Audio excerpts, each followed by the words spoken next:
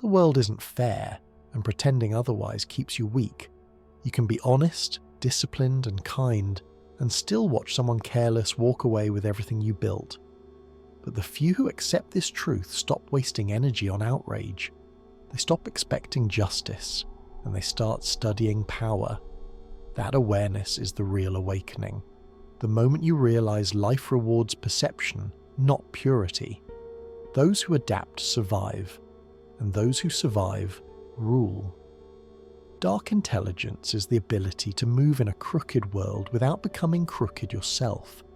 It's what's born in the silence after betrayal, when your illusions collapse and you're forced to see what's actually there.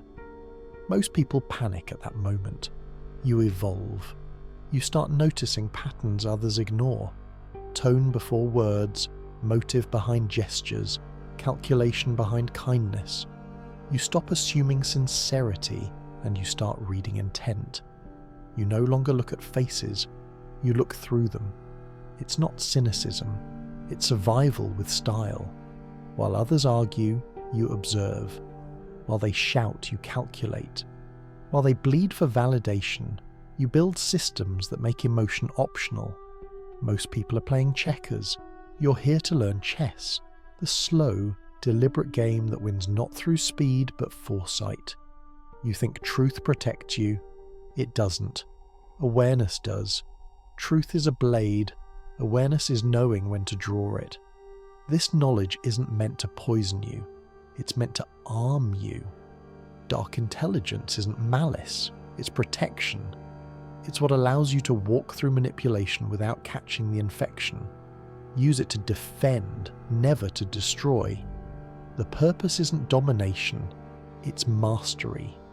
The goal isn't to become untouchable. It's to become unreadable. Today, you'll learn 8 psychological traits that quietly divide leaders from followers, survivors from casualties, and those who play the game from those who don't even know there is one. Now, before we go further, leave this mark below the video. I choose to be strategically intelligent, not emotionally reactive. Because once you've chosen clarity, there's no way back to innocence. Never show your full hand. Most people treat transparency as a virtue, but in power dynamics, it's exposure. The more people know, the easier you are to move. The less they know, the harder you are to predict. The world doesn't reward honesty, it rewards strategy. When people see only half the picture, they complete it with their imagination. That imagination is your weapon. It gives you influence without effort. This isn't deception, it's design. Machiavelli said, "Everyone sees what you appear to be. Few experience what you really are." He wasn't promoting lies, he was describing reality. The surface is never the substance. The clever control perception. The naive try to correct it. Choose which side you're on. Think about the people who stay on your mind. They never give you everything. They let silence do part of the talking. They leave questions hanging like smoke. That's not mystery, it's precision. Every word they share carries weight because it's been filtered through intention. You don't owe anyone your internal map. You owe yourself your autonomy. Every sentence you speak is a currency. Spend recklessly and you'll end up broke. Of privacy, of leverage, of control. Spend deliberately and you'll realize how silence multiplies your value. Oversharing isn't honesty. It's self-sabotage dressed as openness. Someone asks about your plans and you give them a diary. Don't give them a riddle. I have something that needs my attention, and then pivot. You didn't lie, you just didn't audition for approval. The predictable are remembered only until the conversation ends, the ambiguous stay echoing in curiosity. Strategic opacity doesn't mean you live in hiding. It means you live authored. You choose which chapters others get to read. Transparency belongs to those who need validation. Mystery belongs to those who already know their worth. If this truth resonates, stay. This space isn't built for comfort, it's built for clarity. The secret is control, not concealment. You don't need to cover your life in fog, you just need to draw your own horizon. That's what the powerful do. They don't let anyone decide what their story means. They decide it themselves. And when you start practicing calculated opacity, people will notice a shift.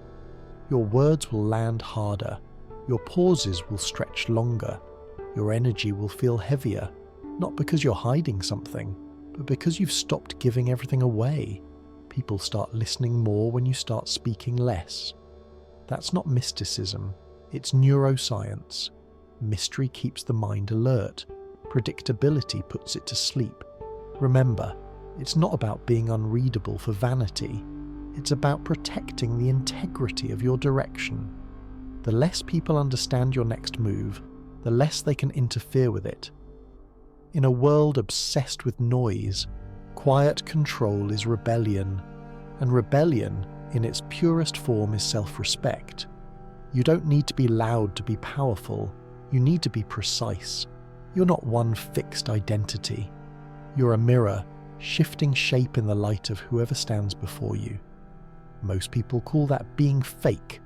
They're wrong. It's emotional fluency, the ability to speak every dialect of the human soul without losing your native tongue. The world isn't built for those who insist on showing the same face everywhere. Rigid authenticity isn't honesty, it's inflexibility. True self-awareness is fluid. It adjusts, reads, adapts. You don't need to shout your truth to prove it's real. You just need to translate it so it can be heard. You call it being real. They call it being difficult. The difference is whether your truth can travel. You already adapt instinctively. You don't speak to your grandmother the way you speak to your boss, or to your lover the way you do to a stranger. Adaptive persona turns that instinct into strategy. It's the art of harmonizing without losing your melody. Machiavelli said a ruler must appear merciful, faithful, humane, upright, and religious. Appear, not necessarily be. He didn't mean hypocrisy. He meant optics are tools. People see what soothes them. Give them a version of truth they can digest and they'll follow your lead. Give them the raw truth before they're ready, and they'll crucify the messenger instead of hearing the message. Adaptive persona is not pretending, it's curating. The same fire burns differently in every room. What matters is that it stays fire. You read the terrain, then choose the form that survives it. Water doesn't apologize for taking the shape of its container. It remains water. The unbending branch snaps in the storm. The reed bends and rises again.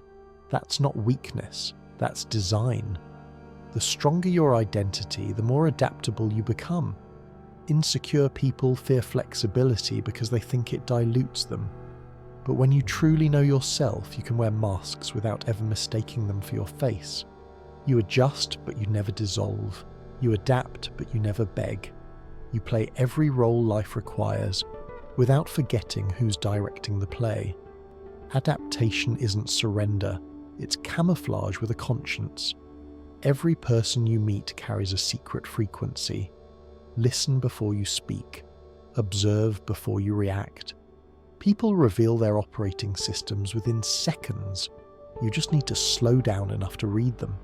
Some crave reassurance, some crave challenge, some respond to dominance, others to warmth. When you match their code, you unlock their trust, but balance is sacred. Adaptation without principle becomes performance. The goal isn't to please everyone, it's to understand everyone without betraying yourself. When your empathy serves awareness instead of approval, you stop bleeding energy on misunderstanding. Now look closely. In every interaction, someone is setting the rhythm and someone is following it. Adaptive persona teaches you both. Sometimes you lead with certainty. Sometimes you mirror to reveal. Either way, you stay awake inside the act. That's how you build bridges without giving away your spine. There's a prison people decorate beautifully. It's called attachment. You see it everywhere. The worker terrified of losing a job, the lover terrified of being alone, the thinker terrified of being wrong. They call it loyalty or love, but it's dependency dressed in poetry. What you can't walk away from owns you. Detachment doesn't mean indifference, it means immunity. It's the ability to stand inside chaos without mistaking it for home. When you no longer chase approval, rejection loses its teeth. When you no longer worship stability, uncertainty becomes an adventure. Machiavelli warned, if you must choose, it is safer to be feared than loved. He didn't mean cruelty, he meant independence. Dependence makes you soft, detachment sharpens you. Picture two people at a negotiation table. One is desperate to close, the other can walk. Both smile, but only one controls the pace. Freedom is leverage disguised as calm. People think love makes them strong. Often, it makes them hostage to their own fear. True power begins when you love deeply, but are willing to lose gracefully. You stop trying to possess what was never yours to control. Detach not from people, but from illusions. The illusion that anything external can secure you. The detached person isn't cold, they're clear, they don't cling, they choose. They can say no without panic, yes without chains, and goodbye without bitterness. Detachment doesn't shrink your capacity to feel, it refines it. You feel everything, but nothing dictates your next move. You don't master life by holding tighter, you master it by releasing what was never stable to begin with. If you've stayed this far, you're not here for comfort. You're here for truth that cuts and cleans at the same time. This channel exists for minds that would rather be free than liked. Freedom doesn't come from having everything, it comes from needing nothing. Most people are addicted to attachment because it gives them identity. They confuse belonging with bondage. They cling to jobs, people, ideas, anything that promises not to leave. But the tighter they hold, the more fragile they become. Detachment breaks that illusion. It whispers, you are already whole. When you no longer bargain with loss, you can finally negotiate with life. You see clearly, act decisively, and sleep without fear of what tomorrow removes. The less you need, the harder you are to control. The detached mind doesn't fight emotions, it observes them. Pain still comes, but it passes through instead of building a nest. Detachment is not emotional numbness, it's emotional strength without addiction. Picture yourself in a storm. The wind screams, the waves rise. The average person clings to debris, hoping to survive. You stand still and let the tide move around you. You don't control the ocean, you control your response. That's detachment. It's not avoidance, it's mastery of timing. You know when to engage and when to withdraw. You no longer mistake movement for progress or reaction for power. You see people losing control not because they care, but because they're owned by what they care about. Machiavelli warned that fear is safer than love because it doesn't depend on the other person's loyalty. The real translation: don't build your peace on permission, build it on principle. If your calm depends on their behavior, you're still a slave, just in prettier chains. Once you internalize this, your energy changes. You stop chasing validation, you start attracting respect. People sense when you can't be manipulated, and that's when influence begins. Detachment is silent power, invisible but undeniable. When someone threatens to walk away and you don't flinch, they realize their leverage is gone.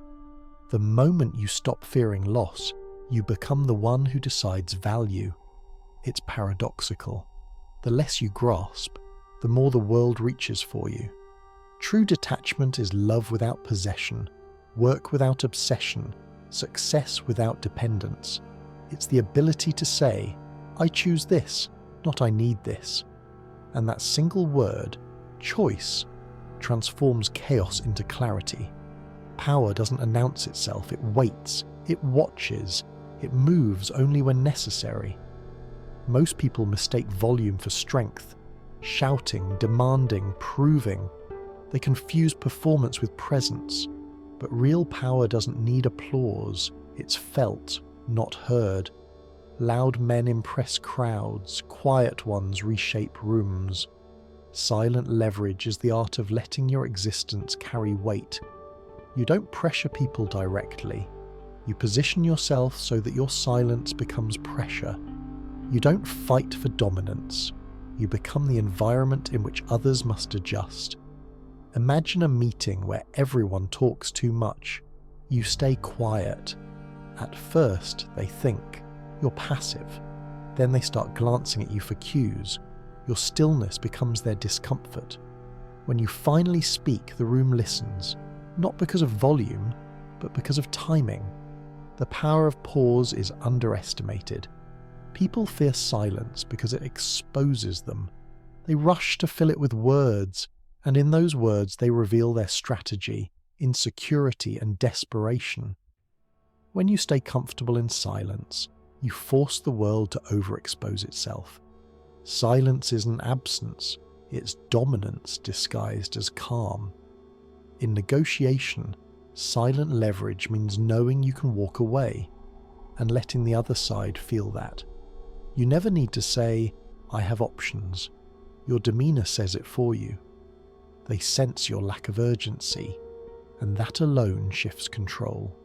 In relationships, it's not about withholding affection, it's about withholding reaction. You let people experience the cost of your peace when they disturb it. When your silence feels heavier than their words, they recalibrate. This is how quiet people move the world, not through aggression, but through gravitational pull. Every empire, every leader, every strategist who lasted more than a moment understood this. Visible force burns quickly. Invisible influence endures. Silent leverage is patience weaponized. It's the long game of those who don't need to prove anything, because time itself becomes their ally. If this speaks to something inside you, the part that's done explaining, done chasing, stay. Here, silence isn't weakness, it's evolution. Silent leverage requires moral clarity. Use it to guide, not to manipulate. Influence should never drain others. It should direct them toward better choices. The loudest manipulator burns fast. The quiet strategist builds empires without leaving fingerprints. The key is patience. You don't rush influence. You cultivate it. You plant ideas through consistent behavior and let trust do the talking. By the time others realize your impact, the foundation is already theirs to stand on. The loud demand obedience, the silent inspire it. The greatest power move is doing nothing and letting their imagination finish the job. Power doesn't always move forward. Sometimes it stands so still that others orbit around it. Silent leverage is exactly that. Gravity disguised as patience. You don't pull, you let them lean in. You don't force, you let their own momentum betray them.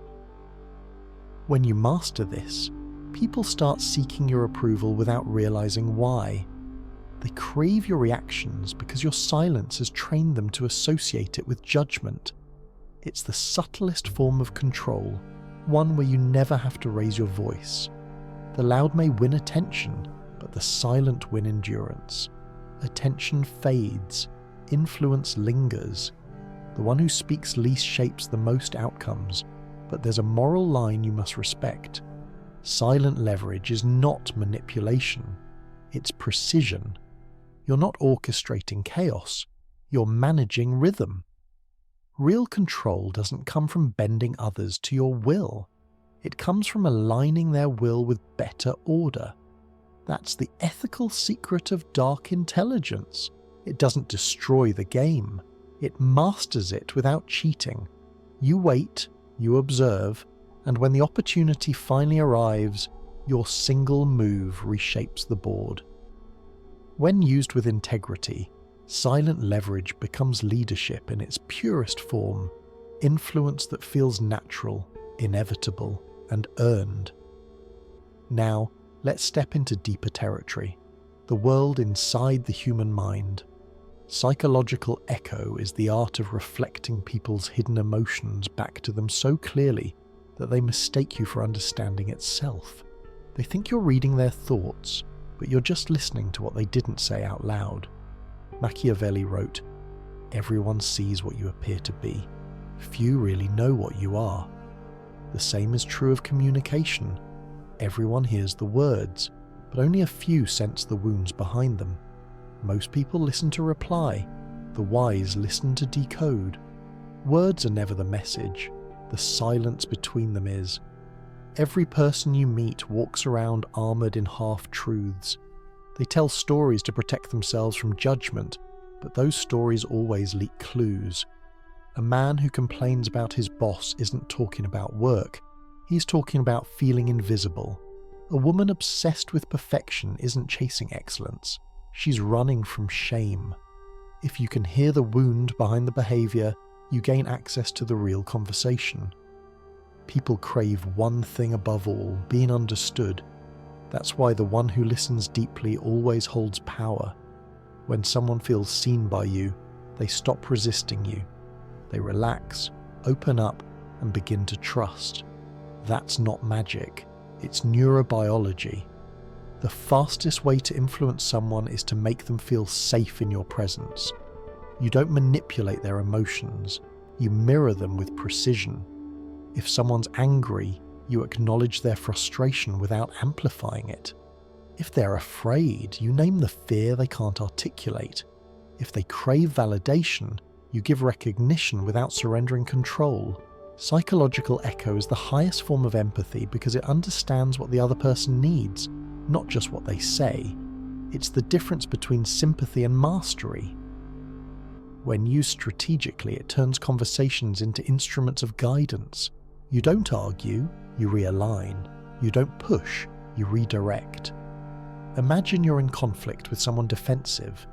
Instead of countering their argument, you reflect the fear underneath. You feel like your effort isn't being recognized. Instantly, the battle dissolves. They stop defending. You've shifted the frame from confrontation to understanding. You've just turned empathy into architecture. If this resonates, keep listening. Most people hear noise. You're learning to hear patterns. That's what separates the aware from the reactive. But this skill carries a warning. Once you understand people deeply, you'll see their contradictions, their self-deceptions, their fragile egos. You'll be tempted to use that insight as a weapon. Don't. That path leads to corrosion. The purpose of understanding is guidance, not dominance. Power used wisely builds trust. Power abused creates paranoia. Remember, when people feel understood, they'll follow you. But when they sense they're being read like a map, they'll hide from you forever. Psychological echo is sacred ground. It's where connection meets control. Handle it with restraint. Influence without compassion is just manipulation wearing a suit. The masters of human behavior, leaders, healers, strategists, don't use empathy to exploit. They use it to navigate the invisible currents of emotion with precision and care. They can walk into chaos and speak in a tone that calms storms.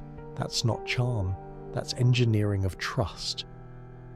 When you can read the room before anyone else even knows there's a script, you don't just join conversations, you direct them. You become the mirror people didn't know they needed, but the mirror doesn't speak for itself. It reflects, and in reflection lies control. The world isn't divided between good and evil, it's divided between the naive and the aware. Those who still believe morality is simple are destined to be ruled by those who know it's not. Real power lives in the grey, the space where choices hurt, where every virtue can turn into a vice if applied without wisdom. You can't play chess on a board made of black and white squares if you're afraid of the grey between them. Ambiguous morality doesn't mean you lose your ethics, it means you stop performing them. It's the ability to act decisively in complex situations without clinging to appearances. You do what's necessary, not what looks good. You value truth over reputation. Machiavelli said, "It's better to be feared than loved if you cannot be both." The shallow read it as cruelty. The wise see it as clarity. Fear doesn't mean terror, it means respect. And love, when unearned, becomes leverage against you. Ambiguous morality is courage under the weight of consequence. You're not reckless, you're responsible enough to do what others won't. You understand that being good isn't about always pleasing people, it's about choosing what serves the greater order, even if it stains your hands. When you see leaders who always want to look kind, you're seeing weakness disguised as virtue. They care more about perception than outcome. They'll sacrifice truth to appear benevolent, and in doing so, they breed chaos. Real integrity isn't about being adored, it's about being accountable. Sometimes protecting people means disappointing them. Sometimes honesty destroys comfort, but it saves souls. Goodness without strength is just permission for evil to breathe. Ambiguous morality demands internal discipline. You set boundaries that no one else can see. You decide which lines you'll never cross, and then you stay ruthless about everything else. Because pretending to be righteous in a corrupt world isn't holiness, it's denial. Think of a surgeon. They cut to heal. The knife looks violent, but the intent is mercy. That's how morality works when you evolve beyond appearances. Sometimes you must choose the least destructive path in a field of imperfect options. People will judge you anyway. Let them. The truly moral are always misunderstood by those who can't stomach complexity. If everyone agrees with your decisions, you're probably avoiding the ones that matter. Ambiguous morality is a test of self-trust. You stop asking, "Will this make me look good?" and start asking, "Will this make things better in the long run?" It's not about ego, it's about equilibrium. You'll feel loneliness here. The moral grey is populated by few because it requires emotional endurance. Weak people need certainty. They crave simple villains and easy saints.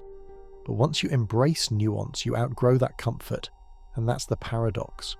Once you can handle the grey, you actually become more ethical, not less. Because your morality is no longer borrowed from others, it's built from your own examination of truth. In an age of oversharing, mystery is the new luxury. Everyone's busy documenting, proving, explaining. The ones who stay selective create an aura that no algorithm can replicate. In a world that can't stop talking, silence becomes elite. Controlled exposure is simple. Never give people enough information to predict you completely. Keep them guessing, not through deceit but through design. You share what reinforces your image, not what feeds their curiosity. Machiavelli said, "Men are so simple and so much dominated by their immediate needs that a deceitful man will always find someone willing to be deceived." The modern translation? People see what they want to see, so give them what's useful, not what's true. That doesn't mean lying, it means managing perception. If you tell the world everything, you give it permission to define you. If you tell it nothing, you starve it of control. The power lies in the middle ground, just enough to intrigue, never enough to be owned. Transparency is only noble when you're not selling your soul with it. Professionally, this means pacing your reveals. Show competence gradually so your growth looks endless. Let people underestimate you first. It makes your rise look inevitable. In personal life, speak with intention. Your silence should feel like restraint, not emptiness. The less you explain yourself, the more credible you become. Explanations smell like insecurity. Precision smells like power. If you've reached this far, you already sense it. This isn't about manipulation. It's about sovereignty. You're not here to be liked. You're here to be lucid. Controlled exposure turns privacy into strategy. It's how you shape perception without surrendering to it. The point isn't to hide who you are. It's to protect your evolution from being interpreted by minds that haven't earned access. The people who talk too much end up narrating their own downfall. The people who speak selectively build mythologies. Choose which one you'd rather be. Controlled exposure doesn't just protect your privacy, it amplifies your mystique. The less people know, the more their minds orbit you, inventing stories to fill the silence. That's not manipulation, it's human psychology. People don't respect what's fully revealed. They respect what they must interpret. When you stop explaining, they start imagining. And imagination is the best PR there is. Think about the most magnetic figures in history. They rarely spoke about themselves. Their silence created projection. Others filled in the blanks, often exaggerating their greatness. That's the secret. Perception does more work than persuasion ever could. In a digital world where everyone trades pieces of their soul for attention, privacy becomes power. The mystery you preserve becomes the value they can't imitate. Controlled exposure means you release truth like currency, only when it gains interest. The more selective you are, the higher your worth becomes. Don't confuse accessibility with authenticity. You can be genuine and still guard the architecture of your life. Machiavelli's insight still stands. People believe what suits them, so let their assumptions work in your favor. Craft what's visible, conceal what's vital. The result? You're seen as consistent, confident, and unbothered. The holy trinity of influence. In the age of confession, restraint is rebellion. The same applies to emotional transparency. Modern culture tells you to be open, but oversharing is just vulnerability without boundaries. True strength is selective intimacy, connection earned, not granted. When people can't predict you, they can't prepare for you. That's not cruelty, it's security. The quiet person in the room isn't powerless, they're calculating. Every mystery you keep is a layer of armor. Controlled exposure is not about hiding, it's about editing. You're the curator of your own myth. Now comes the principle that separates thinkers from achievers: outcome obsession. Most people are addicted to looking busy, not being effective. They chase arguments instead of results, ego instead of evolution. They want to be right, not victorious. You don't win because you're right. You win because you're strategic. Outcome obsession is the ability to ignore noise and focus on results. It's when you stop asking, "How do I feel about this?" and start asking, "Does this work?" Machiavelli once wrote, "The promise given was a necessity of the past. The word broken is a necessity of the present." That isn't dishonor, it's adaptability. Plans change, principles endure. You must learn to detach from methods, not missions. When you become outcome obsessed, you think in cause and effect, not in wishful thinking. You stop fighting for approval and start negotiating with reality. You understand that being right is irrelevant if it doesn't change anything. In relationships, this means valuing peace over pride. In business, impact over image. In personal growth, progress over perfection. The world rewards results, not intentions. Outcome obsession is a kind of discipline that burns ego to reveal clarity. It's ruthless, but it's fair, because it measures truth by consequence. The universe doesn't care what you meant, only what you did. To live this way, you must embrace flexibility. When one plan fails, you don't mourn it, you dissect it. You adapt without drama. Stubbornness is a luxury for those who can afford failure. The outcome-obsessed are too focused to fall in love with their own strategies. The goal stays sacred, the path is negotiable. Outcome obsession doesn't kill emotion, it organizes it. It channels passion through logic, turning chaos into direction. You stop drowning in feelings and start steering through them. And when you live like this, your presence changes. You radiate quiet certainty. People feel it. They can't explain it, but they sense someone who doesn't waste motion. You move with purpose. You speak with economy. You finish what others only fantasize about starting. You've just learned the 8 traits of dark intelligence, the mental architecture of those who thrive in unfair worlds without losing their soul. But awareness alone isn't transformation. Power unused decays into arrogance. Pick one principle. Practice it for 7 days. Watch how it changes the way you respond, negotiate, and command energy. Notice how stillness starts feeling stronger than reaction. You don't need to dominate others. You need to stop being dominated by your own impulses. Dark intelligence isn't about darkness. It's about depth. It's not manipulation. It's mastery. It's how you stop being played in a world addicted to performance. Use this knowledge as protection, not as poison. Let it make you grounded, not guarded. You're not here to conquer others. You're here to conquer your own chaos. Because the world doesn't need more manipulators disguised as geniuses. It needs calm architects of truth, people who see through illusions and still choose integrity. The most dangerous person in any room is the one with nothing to lose, but the most valuable one, the one who shapes destinies, is the person who understands human psychology and uses it to create order from madness. Which will you be? Subscribe if you're ready to stop performing and start perceiving. Stay strategic, stay ethical, stay powerful.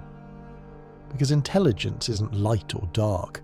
It's what you do with the shadows you understand.